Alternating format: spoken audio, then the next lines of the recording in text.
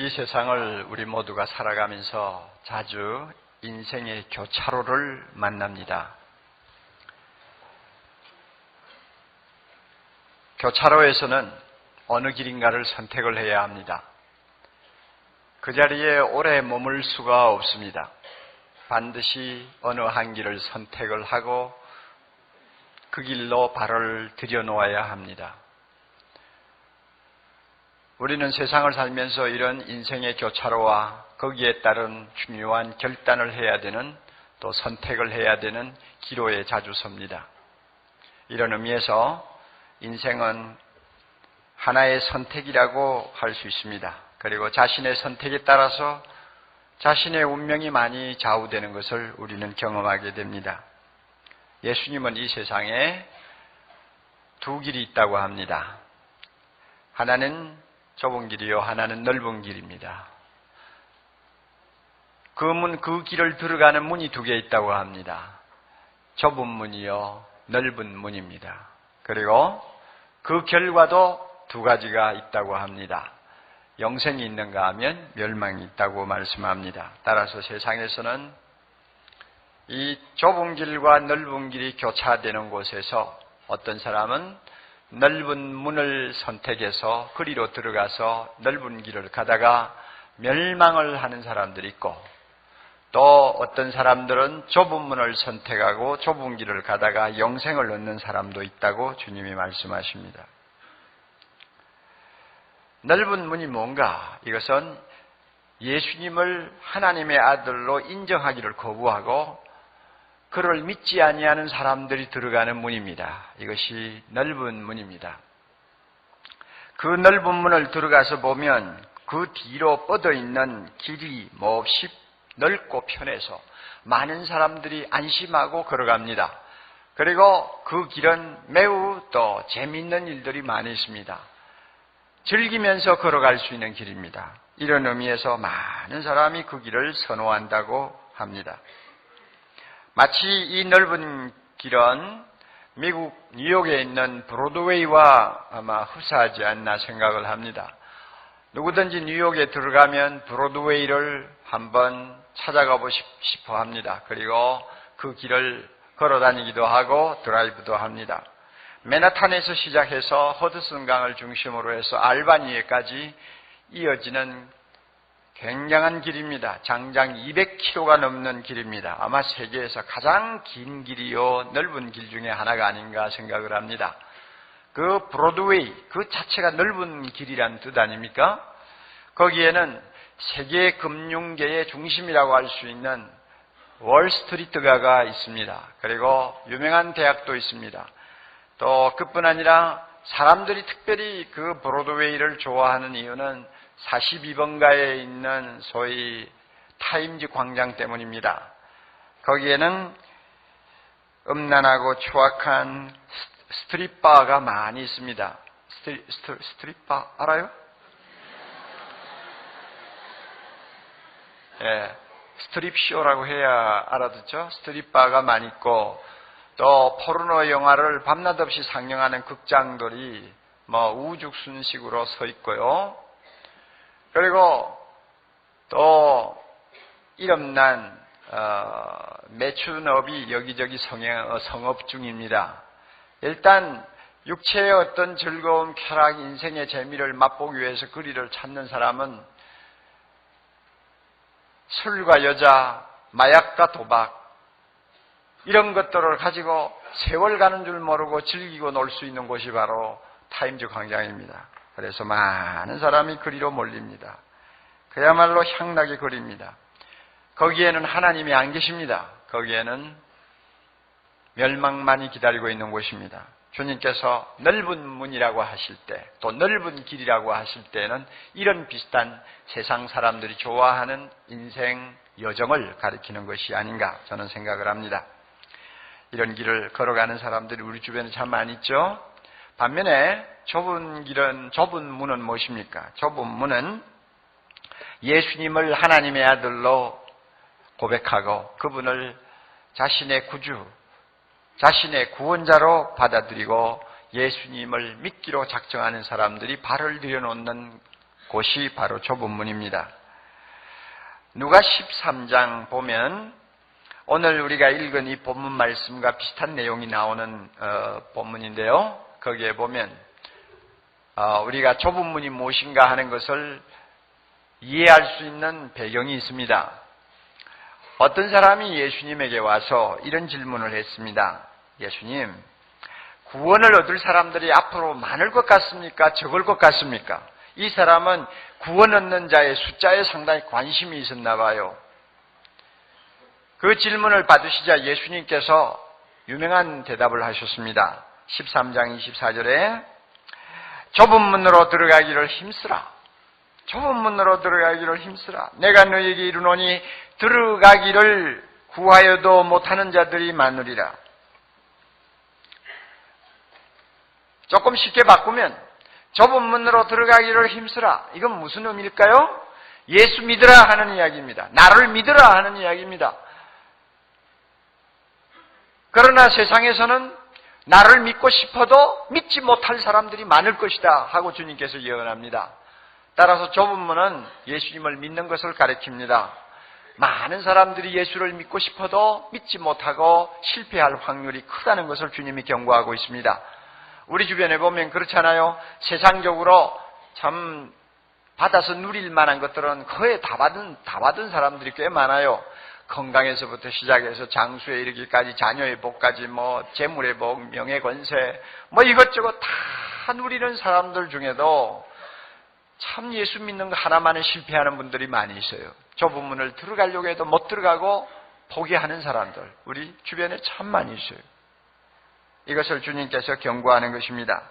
아마 사람들이 좁은 문은 점점 기피하고 넓은 문으로 들어가기를 좋아하는 세태는 앞으로 더 아마 증가할 것입니다.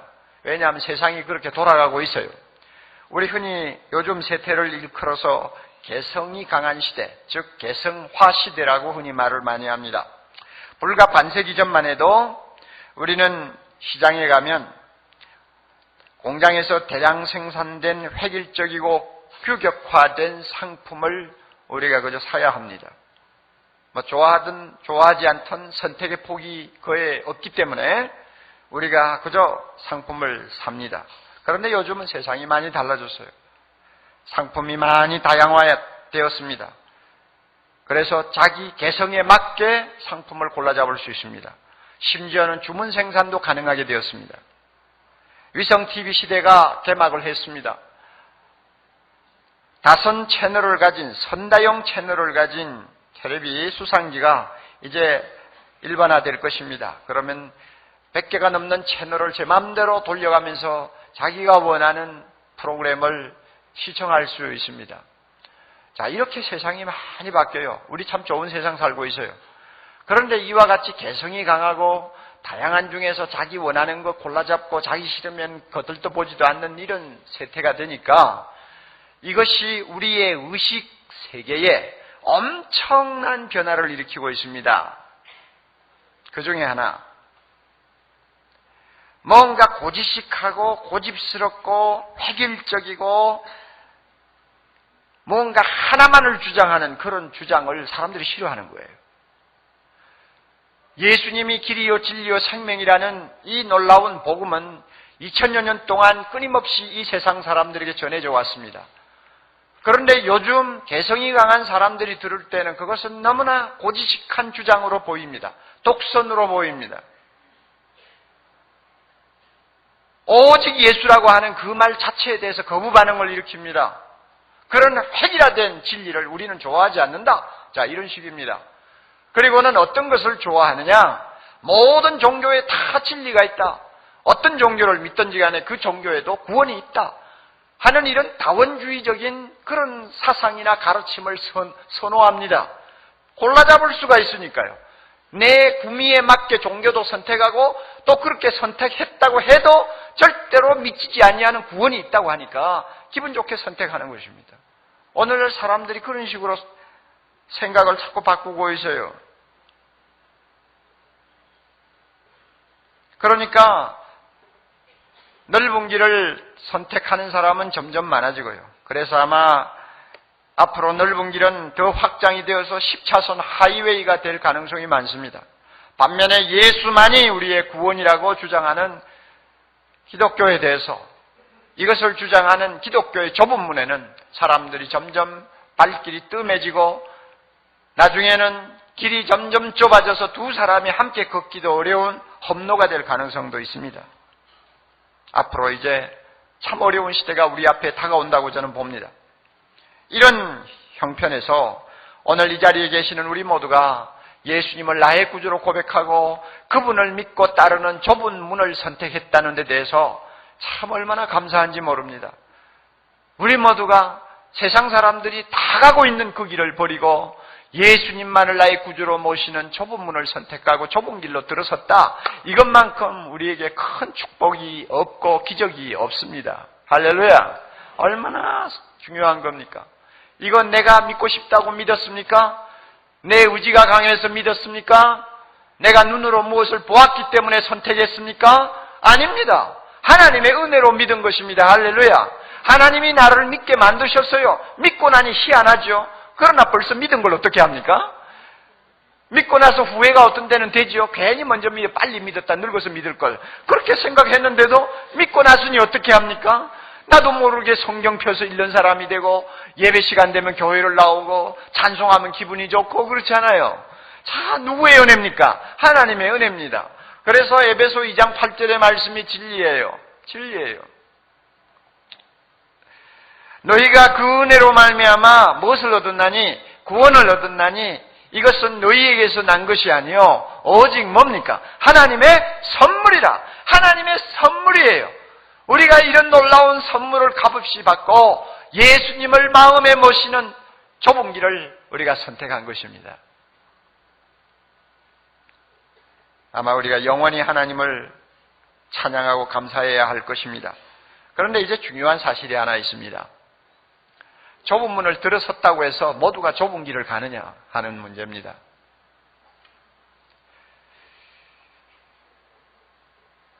좁은 문을 들어선 사람이 좁은 길을 가는 것은 너무나 당연하고 상식인데 실제로 그렇지 않는 경우가 더 많다는 것. 이것이 이제 문제입니다. 오늘 우리가 이 문제를 좀 검토해 볼 필요가 있습니다. 우리가 오늘 읽은 마태복음 7장에서 이 사실을 우리는 암시를 받습니다. 마태복음 7장에서 예수님이 좁은 문으로 들어가라 하고 말씀하실 때 이 말씀을 받는 대상은 제자들입니다. 산상수훈 전체는 안 믿는 사람 보고 주님이 설교하는 내용이 아니에요. 예수를 믿고 예수님을 따르기 위해서 가정도 버리고 고향도 떠나서 혈혈단신으로 주님을 따라오는 그의 제자들을 앞에 놓고 하시는 말씀이요. 그러므로 그들은 다 예수 믿은 사람들입니다. 하나님의 아들이요 또 구주가 되신다고 고백하고 주님 앞에 자기를 던진 사람들입니다. 이런 사람을 보고 예수님께서 좁은 문으로 들어가라 그럽니다. 그럼 이것은 예수를 믿으라 하는 말입니까? 아니요. 그 이상의 의미가 그 속에 담겨 있는 것입니다. 이 말씀의 의미가 뭐냐?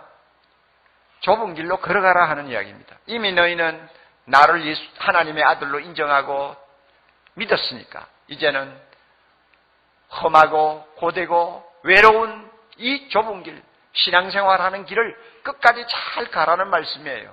어려움이 많을지라도 고통이 따를지라도 고독할지라도 이 길을 끝까지 가라는 이야기입니다.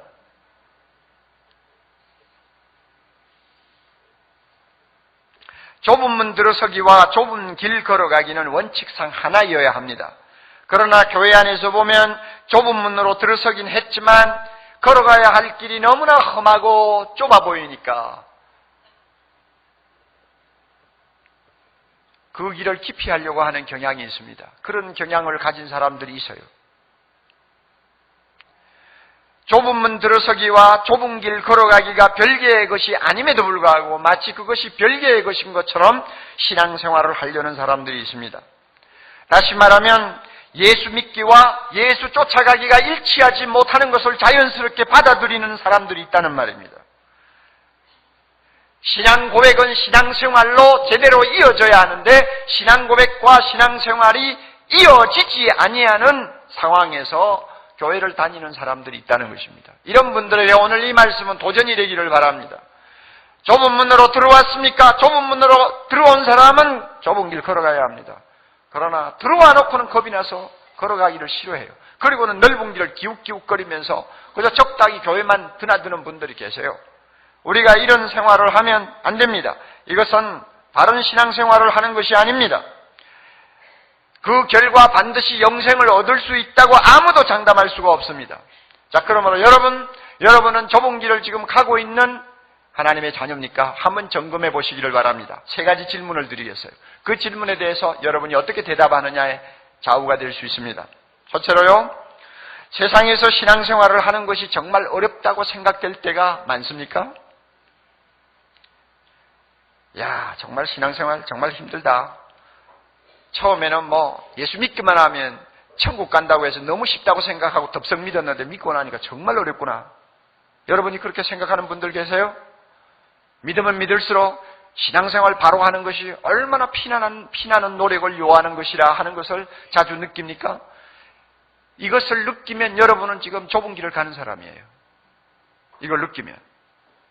그런데 가끔 보면 예수 믿는 분들 가운데서 그저 예수 믿는 게 너무 좋은 것으로만 생각하는 분들이 계세요.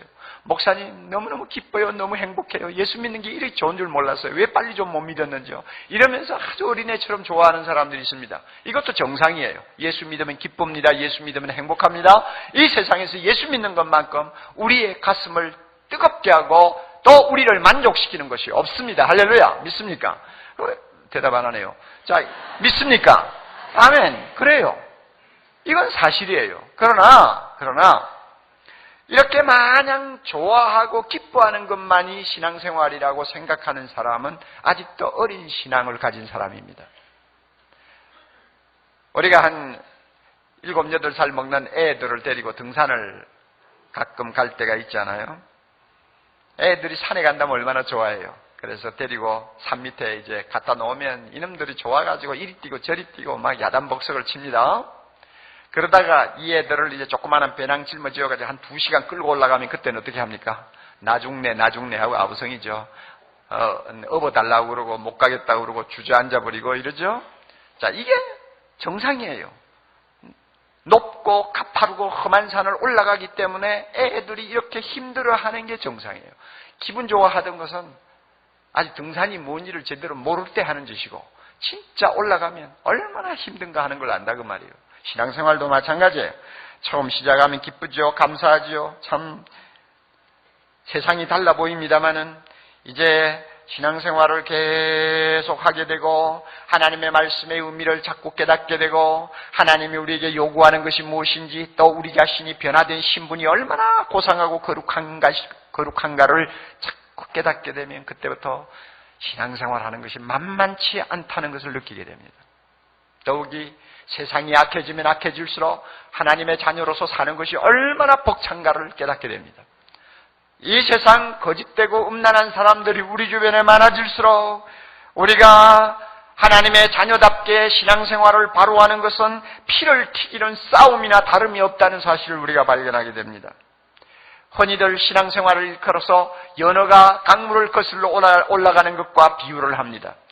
바다에서 마음대로 돌아다니던 연어가 산란기가 되면은 옛날에 자기가 떠났던 강으로 다시 돌아옵니다.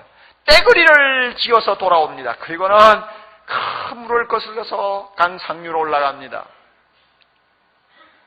아무도 그 기세를 못 막아요.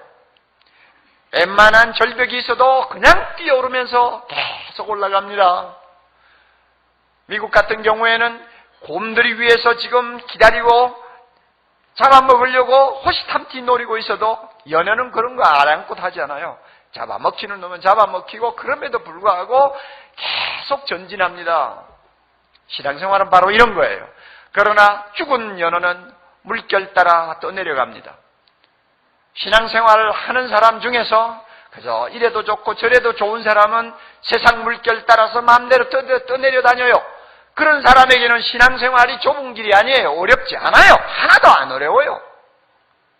그러나 물을 거슬려서 세상 물결 거슬려서 내가 올라가기를 각오하고 신앙생활 하는 사람은 신앙생활 하는 게 참 어렵습니다. 마태복음 16장 24절에 보면 이 신앙생활이 좁은 길을 걸어가고 좁은 길을 오르는 것처럼 힘든 이유를 가르쳐 줍니다. 16장 24절 여러분 잘 기억하십시오. 아무든지 나를 따라오려거든 자기를 부인하고 자기 십자가를 지고 나를 쫓을 것이니라. 다시 한번 아무든지 나를 따라오려거든 자기를 부인하고 자기 십자가를 지고 나를 쫓을 것이니라. 아무든지 나를 따라오려거든 이것이 바로 좁은 길을 걸어가는 신앙생활을 의미합니다. 예수님을 따라가는 삶이 신앙생활입니다. 그렇게 하기 위해서는 우선 먼저 중요한 것은 자기를 부인해야 된다고 합니다. 자기를 부인하지 아니하면 주님을 따를 수가 없다고 말합니다. 여러분, 자기를 부인한다는 게 뭡니까? 예수님을 몰랐을 때 내가 가졌던 욕망을 포기하는 거예요. 하나님 대신 나 자신을 위해서 내 가슴 속에 품고 있었던 꿈과 야욕을 버리는 거예요. 우리 속에는 부패한 옛날 본성이 아직도 자리 잡고 있습니다. 그래서 갓낚은 칼치가 무섭게 날뛰는 것처럼 우리 안에 이 옛자의 소욕이 그대로 칼치처럼 날뛰고 있어요. 이런 것을 죽이는 것이 자기를 부인하는 것입니다. 나의 옛사람을 십자가에 못 박는 것이 이것이 바로 자기를 부인하는 것입니다. 예수님의 제자답게 거룩한 삶을 살기 위해서 무거운 짐을 벗어 던지는 것이 바로 자기를 부인하는 것입니다. 이렇게 자기 부인을 하려면 세상 사람들이 좋아하는 것들을 우리가 함께 즐길 수 없을 때가 많이 있습니다. 세상 사람들의 가치관을 다 수용하지 못할 때도 많이 있습니다. 세상에 살고 있지만 세상에 속하지 아니한 자처럼 하나님의 자녀다운 차별성을 드러내기 위해서는 가끔은 혼자 길을 걸어가야 할 때도 많습니다. 고독한 길을 선택해야 될 일들이 자주 일어납니다. 불이익을 감수해야 합니다. 어떤 때는 핍박도 당할 수 있습니다. 이것이 쉬운 일입니까? 절대로 쉬운 일이 아닙니다. 그럼에도 불구하고 교회 안에서는 신앙생활이 바로 이와 같은 자기 부인을 전제하고 있다는 사실조차도 모르는 분들이 너무 많고 또 이 사실을 안다고 해도 자기 부인을 하지 않으려고 하는 분들이 왕왕이 눈에 보입니다. 자기 부인하기보다는 자기 긍정하기에 바쁘고 자기를 포기하기보다도 자기의 어떤 생각을 성취하는데 신앙생활을 이용하려고 하는 사람들이 많아요. 이런 사람들은 한마디로 좁은 길을 걷는 사람들이 아닙니다. 좁은 문은 들어왔을지 모르지만 좁은 길을 걸어가는 사람은 아닙니다. 여러분, 오늘 기독교가 상당히 위기에 몰려 있다는 거 잘 아시죠? 이것은 세계적인 추세입니다. 뭔가 보이지 않는 큰 위협이 지금 서서히 다가오고 있다고 하는 불안을 우리가 가끔 느낍니다. 왜 그런지 아세요? 이제 그 이유를 우리가 설명하기 위한 한 가지 사례를 여러분에게 말씀드리겠어요. 제가 어느 목사님의 강의를 들으면서 아주 충격을 받았습니다. 종교학에서는 세상에 있는 종교를 고등종교와 하등종교로 나누는데요. 그 나누는 기준이 뭐냐 하면 그 종교에 자기를 부인하는 요소가 얼마나 강하냐 하는 것을 가지고 고등종교와 하등종교를 나눈다고 합니다. 회교가 고등종교입니까? 예, 회교는 고등종교에 속합니다. 회교를 믿는 사람들 중에는 진리를 탐구하고 영원한 가치를 추구하기 위해서 무서운 고행을 하는 사람들이 많이 있습니다. 이 자기를 부인하는 요소가 있어요. 불교가 고등종교입니까? 예, 불교도 마찬가지죠. 무아의 세계에서 보살이 되기 위하여 평생 산속에서 벽만 쳐다보고 앉아있는 사람들도 있어요. 얼마나 무서운 자기 부인을 하는지 몰라요. 기독교 어떻습니까? 예수님의 말씀에 비추어 볼 때 기독교의 본질은 자기 부인에 있습니다. 거기서부터 신앙생활은 출발합니다. 자기 부인을 못하고 온갖 욕심을 다 채우려고 하는 마음을 가지고는 절대로 신앙생활을 못합니다. 그러므로 거듭나야 되고 새 사람이 되어야 된다고 말합니다. 이런 의미에서 기독교도 고등종교에 속합니다. 자기를 부인하는 강한 요소가 있습니다. 모든 종교 가운데서 기독교는 가장 강한 요소를 지니고 있는지도 모릅니다. 그런데요, 이런 고등 종교들이 타락하기 시작하고 그 다음에 그 종교가 점점 퇴색하기 시작할 때 나타나는 증세가 있는데 이게 전부 어느 종교나 똑같대요. 불교나 회교나 뭐 기독교나 똑같대요. 그 증세가 뭐냐? 성직자들이 갑자기 급증을 한다는 거예요. 성직자가 갑자기 급증해서 막 너도 나도 없이 뭐 신학교로 가고 너도 나도 없이 수도원으로 가고 뭐 절간으로 들어가는 일들이 일어나면 이것은 벌써 그 종교가 타락하기 시작하는 징조라는 것이죠. 갑자기 이 성직자가 많아지니까 종교단체가 자꾸 늘어나죠. 왜냐하면 그 사람들 다 먹여 살려야 되니까. 자꾸 뭔가 만들어요. 또 나중에는 기복신앙이 점점 그 종교의 중요한 메시지가 된다는 것입니다. 그저 세상에서 잘 살고 복받고 하는 것이 그 종교의 목적처럼 그렇게 변질이 된다는 것이죠. 왜 그렇게 되느냐? 이유, 자기를 부인하는 것을 포기했기 때문에 이런 증세가 일어난다는 것입니다. 기독교가 자기 부인을 포기하면 신학생들이 갑자기 많아진다는 것입니다. 이유 간단하잖아요. 제가 이런 강의를 들으면서 이게 남의 이야기가 아니라는 걸 제가 알았어요. 왜냐하면 보세요. 한국의 신학생들 다 모으면요, 전 세계 신학생들을 전부 모은 것보다 더 숫자가 많다는 이야기를 하는 사람도 있어요. 진짜인지 가짜인지는 모르지만.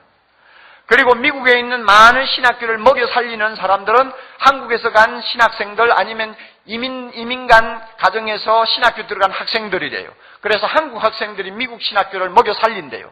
어느 정도 진짜인지는 모르지만 과장이 되었으나 벌써 그 속에 어떤 뜻이 있어요. 갑자기 모두가 다 신학교 간다 하고 목사 된다고 그래요. 이유가 뭘까요? 좋은 이유도 있습니다. 그러나 나쁜 이유도 있어요. 만약에 오늘날 한국교회 지도자들이 자기 부인을 철저히 해서 성직자다운 모습을 보여주었다면 많은 젊은이들이 그렇게 매력을 느꼈을까? 저는 그렇게 보지 않습니다. 티벳의 불교가 타락했을 때 그 나라의 남성 중에 70%가 중이 되었습니다. 로마 제국의 기독교가 왕성해서 암흑기에 접어들 때에 로마의 젊은이들, 똑똑한 젊은이들, 남자들은 거의가 대부분이 수도원으로 갔어요. 그래서 기본이라고 하는 위대한 역사가는 말하기를 로마 제국의 멸망 원인 중에 하나가 성직자가 급증한 것을 듭니다. 왜 그러느냐? 성직자가 자기를 철저히 부인하면 사람들 보기에 그렇게 화려하게 보이지 않아요. 50년, 70년 전 우리 위대한 선배 목사님들의 삶을 보면 몸서리가 끼칠 정도입니다. 얼마나 가난했는지, 얼마나 세상에서 대우 못 받았는지. 자식은 막 줄줄이 나와가지고 막 그냥 정신이 없고.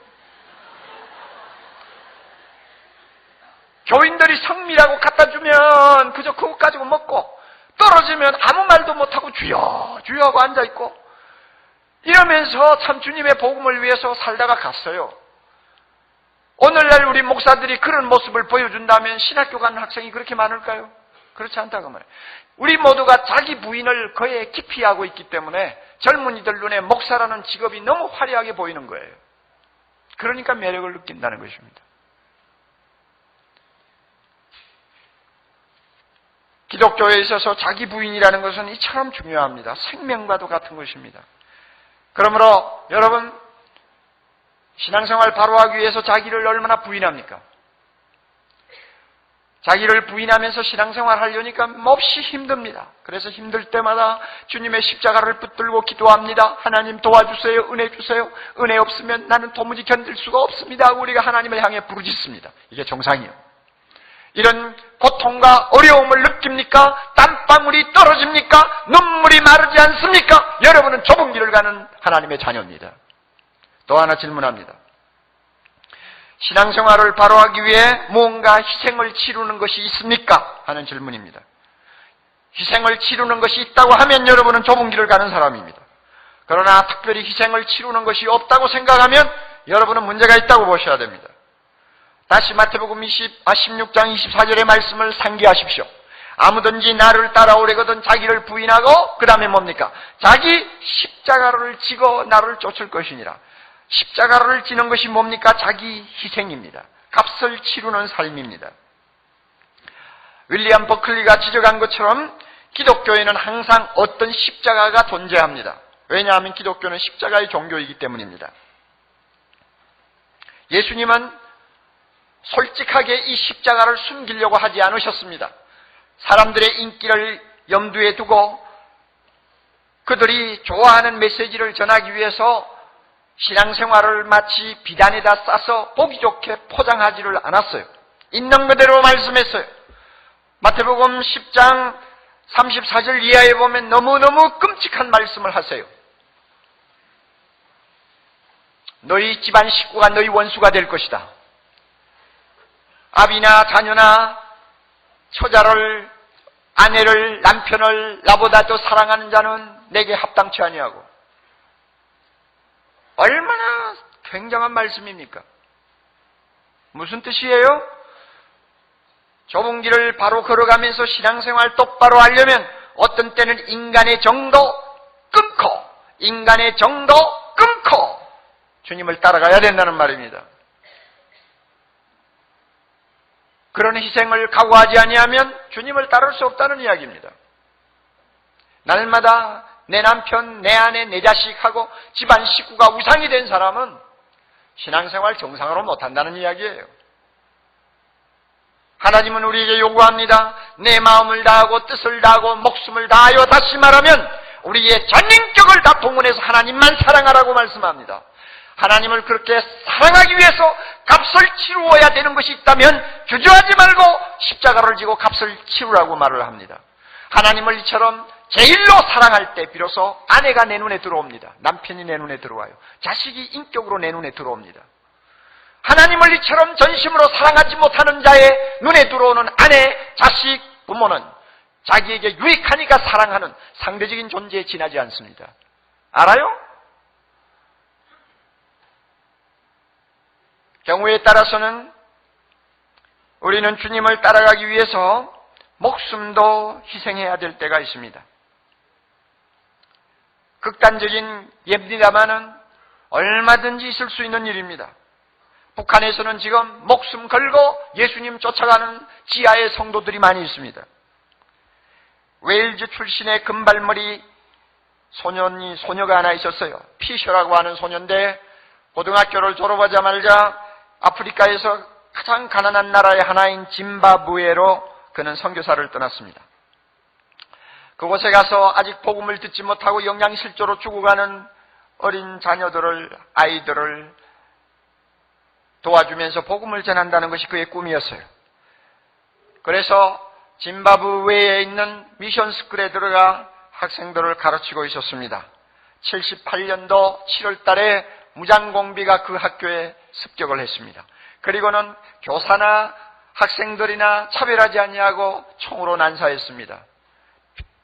피셔도 그 가운데 한 사람으로 희생을 당했습니다. 그 후에 그녀의 가방에서 그의 음성이 그대로 녹음된 테이프가 발견됐는데 그 테이프에 그는 이런 말을 하고 있었습니다. 내게 사는 것은 그리스도니 죽는 것도 유익함이라. 주의 손을 잡고 주가 허락하신 좁은 길을 걸어가리라. 주의 뜻대로 걷는 것만이 평화와 기쁨과 감격이라네. 어떤 때는 목숨도 내놓아야 합니다. 이것이 신앙생활입니다. 며칠 후면 OM 선교에 소속된 둘로소선이 포항과 인천과 군산과 부산을 방문하게 됩니다. 2개월 동안 이제 네 항구를 중심으로 다니면서 선교활동을 하는 것입니다. 그 배에는 120여 개국에서 모인 350명 가까운 선교사들이 타고 있습니다. 저 남쪽 열대지방에서 그 배를 타고 선교한다는 것은 순교 정신을 갖지 않으면 안 됩니다. 24시간 엔진 소리에서 그들은 자유하지 못합니다. 멀미를 해야 합니다. 그 배를 운영하기 위해서 엄청난 중노동을 아침부터 밤까지 해야 합니다. 구슬땀을 흘리면서 하루 종일 일해야 합니다.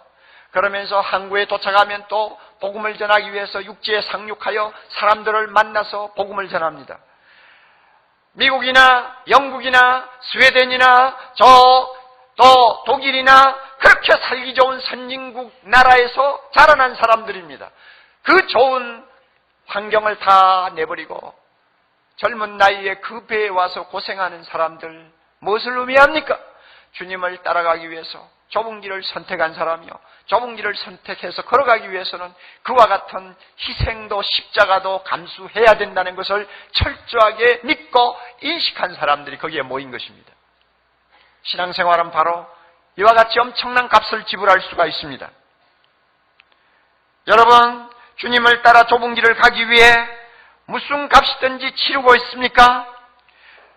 주일날 예배에 나와서 하나님을 경배하는 것도 제대로 하지 못해서 주일을 지켰다가 빼먹었다가 산에 갔다가 들에 갔다가 교회 왔다가 제 마음대로 하는 사람이 정말로 값을 치르는 신앙생활을 한다고 할 수 있을까요? 그 사람의 수입이나 그 사람의 생활 환경을 보면 헌금이 너무 초라함에도 그런 헌금 내면서 여러분, 하나님을 위하여 내가 무슨 희생을 한다고 생각합니까? 있을 수 없는 이야기입니다. 우리 주변에는 예수를 알지 못해서 조금 지나면 그 넓은 길이 끝나는 자리에 영원한 멸망이 기다리고 있다는 것을 모른 채 그 길을 가고 있는 수많은 영혼들이 있는데 1년 내가도 그들 붙들고 모욕을 당하면서 욕을 먹어가면서 전도 한 번 못하면서 무슨 값을 치른다는 말을 합니까? 우리 주변에는 어두운 그늘에서 인생을 너무나 힘들게 사는 불행한 자들이 많이 있습니다. 그런 사람들을 보면서 내가 가진 것을 함께 나누며 그들에게 사랑의 위로라도 하기 위해 찾아가는 일이 1년에 한 번도 없이, 아니 5년이 지나도 한 번도 없이 살면서 무슨 십자가 지고 주님 따라간다고 말할 수 있어요? 다시 여러분 자신에게 질문하세요. 무슨 대가를 지불합니까? 지불하고 있나요? 지불하고 있으면 여러분은 좁은 길 가는 사람이에요. 아무것도 지불하는 것이 생각이 안 듭니까? 여러분 오늘부터 자세를 바꿔야 합니다. 세 번째로 또 하나 질문을 여러분에게 드리겠습니다. 하나님 나라의 소망이 주는 기쁨이 있는가 하는 질문입니다. 그렇다면 그 기쁨이 있다면 좁은 길을 걸어가는 사람입니다. 하나님 나라 생각만 하면 문득문득 기쁨이 내 가슴 속에 차오르는 거예요. 저 천국, 주님의 나라에서 누릴 영광 생각하면 내 마음에 갑자기 은혜의 강수가 흐르는 것과 같은 기쁨과 감격을 느끼는 것입니다. 여러분 이거 있으면 좁은 길 걸어가는 사람입니다.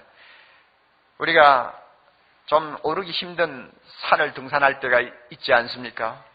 한 2시간, 3시간 힘들게 등산하고 아직도 정상이 안 보입니다. 막 지치지요.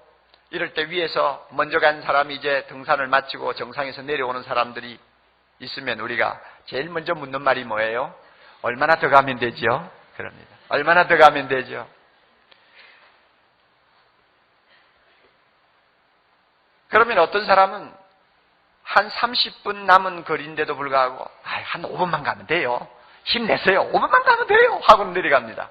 그러면 그 말이 진짜인 줄 알고 믿고는 기분이 좋아가지고 막 그냥 배낭을 짊어지고 한 5분만 가면 된대 하고는 막 기분이 좋아서 올라가지 않습니까? 자 보세요.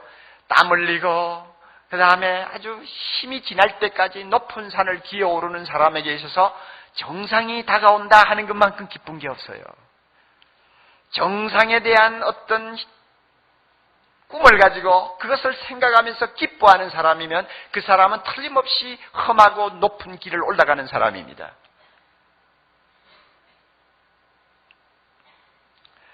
제가 이번에 LA에 가서 일주일 동안 세미나를 이제 인도하고 잠깐 좀 쉬는 사이에 가까운 국립공원을 잠깐 들렸습니다. 그 국립공원에는 좀 높은 그 암벽이 많아요. 아마 300~400m 정도 높이 정도 될 거예요. 엄청난 암벽들이 있어요. 그 암벽 중앙에 이제 그 메도우가 있는데 잔디밭들이 있어요. 그래서 거기에 잔디밭에 가서 좀 앉아서 이제 있는데 주변에 방문객들이 말이죠. 그 암벽을 향해서 이러고 쳐다보고 앉아 있는 거예요. 어떤 사람 서서 보고, 어떤 사람 앉아보고, 어떤 사람 쌍망경을 가지고 쳐다보고. 그래서 뭐가 있나 하고 우리도 이래가지고 봤죠. 아무것도 안 보이는 거예요. 까마득한 그 암벽에 아무것도 안 보여요. 그런데 뭐가 있기에 사람들이 보는 거 아니에요. 그래서 나중에 망원 렌즈를 끄집어내가지고 이제 좀 클로즈업을 시켜서 암벽을 이렇게 살펴보았더니 세상에 그 암벽에 사람이 매달려 있는 거 아닙니까? 아래쪽에도 있고 중앙에도 있고 뭐 이래요. 그래서 신기해서 참 별난 놈들도 다 있구나 생각하고는 구경을 했어요. 그러다가 이제 해가지고 날이 좀 어두워지는데 놀랬어요. 날이 어두워지니까요, 그 암벽을 타는 클라이머들이 차고 있는 그 뭔가 램프에서 불이 반짝반짝 하는데요, 그 높은 암벽에 한 10몇 개가 걸려 있어요. 여기저기. 그래 그 암벽을 타고 올라가는 거예요. 도대체 어쩌자고 저러는지 모르죠. 나 별놈들 다 있다 생각했어요. 그래가지고 그 다음날 와가지고는 그 암벽 밑에 자동차를 쭉 주차해놓고 그 암벽에 탁 올라가려고 준비하는 사람, 또 올라갔다 내려온 사람들 막 있어요. 그래서 어떤 청년을 붙들고 물었죠. 새카맣게 탔어요. 분명히 암벽을 타고 내려온 사람 같아요. 그래서 물었어요.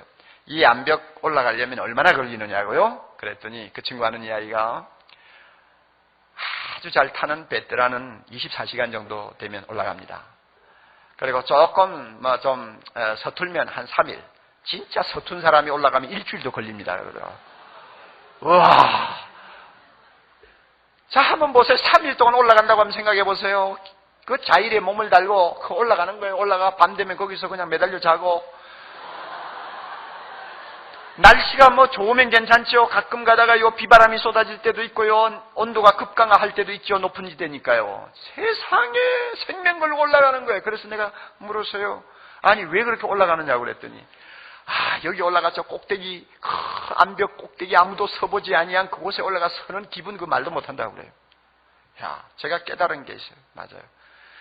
생명 걸고 그 암벽을 구슬땀을 흘려가면서 배를 골아가면서 기어오르는 사람만이 그 암벽 꼭대기에 올라가서 두 손을 높이 들고 천하를 내려다보는 그 황홀감을 아는 거예요. 그 기쁨을 아는 거예요. 거기에 올라가지 아니하는 사람은 절대로 그 기쁨 몰라요. 신앙생활도 마찬가지입니다. 엄청난 자기 부인, 무거운 십자가 지고 주님이 걸어가신 그 길을 부지런히 땀 흘리고 올라가는 자만이 내 앞에 천국이 기다리고 있다는 것을 생각할 때마다 황홀한 감정이 드는 것입니다. 기쁨이 찾아오는 것입니다. 그러므로 여러분에게 이 기쁨이 있나요? 그러면 여러분은 지금 험한 길, 좁은 길을 올라가는 신앙생활을 하는 사람이라고 믿으시기 바랍니다. 로마서 5장 2절 하나님의 영광을 바라보고 우리는 즐거워하느니라 그랬습니다. 올라가는 자, 좁은 길을 가는 자는 그 영광을 바라볼 때마다 즐거워합니다. 찬송가 544장 보벨 C.H. 가브리엘이라고 하는 분이 쓴 가사가 있어요. 4절 가사가 이런 가사입니다. 한숨 가시고 죽음 없는 날 사모하며 기다리니 내가 그리던 주를 배울 때 나의 기쁨 넘치리라. 열린 천국문 내가 들어가 세상 짐을 내려놓고 빛난 멸류관 받아 쓰고서 주와 함께 다스리라. 다스리리? 주와 함께 다스리리? 기가 막힌 말씀이에요. 한숨 가시고 죽음 없는 날 사모하며 기다리니 내가 그리던 주를 배울 때 나의 기쁨 넘치리라. 열린 천국문 내가 들어가 세상 짐을 내려놓고 빛난 멸류관 받아 쓰고서 주와 함께 다스리리. 다시 한번 한숨 가시고 죽음 없는 날 사모하며 기다리니 내가 그리던 주를 배울 때 나의 기쁨 넘치리라. 열린 천국문 내가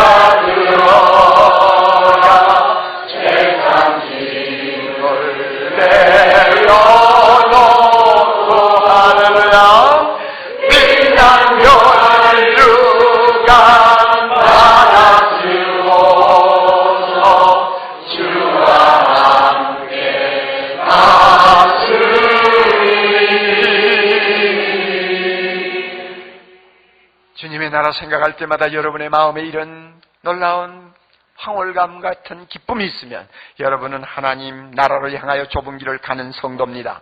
사랑하는 형제자매 여러분, 여러분이 자기를 철저히 부인하면서 힘들지만 신앙생활 바로 하기를 원합니까? 분명 여러분은 좁은 길에 서 있는 사람이요, 주님이 우리 모두에게 영생을 선물로 주실 것입니다. 여러분, 비록 무겁지만은 십자가를 지고 주님 따라가기를 기뻐합니까? 그렇다면 여러분은 영광스러운 주님의 제자입니다. 주님이 여러분에게 영생을 주실 것입니다. 그날이 오기까지 절대로 포기하지 말고 이 좁은 길을 우리 모두 함께 걸어갈 수 있기를 바랍니다. 다 같이 기도하십시다. 자비로우신 하나님 아버지, 좁은 길을 걸어가고 영생을 얻으라고 말씀하시는 주님의 귀한 교훈을 우리의 마음에 담았습니다. 주여, 이 말씀을 마음에 잘 간직하고 주님을 따라가기에 부족함이 없는 주의 제자들 되게 해 주시옵소서. 한 사람이라도 넓은 길을 기웃거리는 자가 없게 해 주시기를 바라오며 좁은 문을 들어와서 주저앉아 버리는 자가 없게 해 주시기를 원하옵나이다.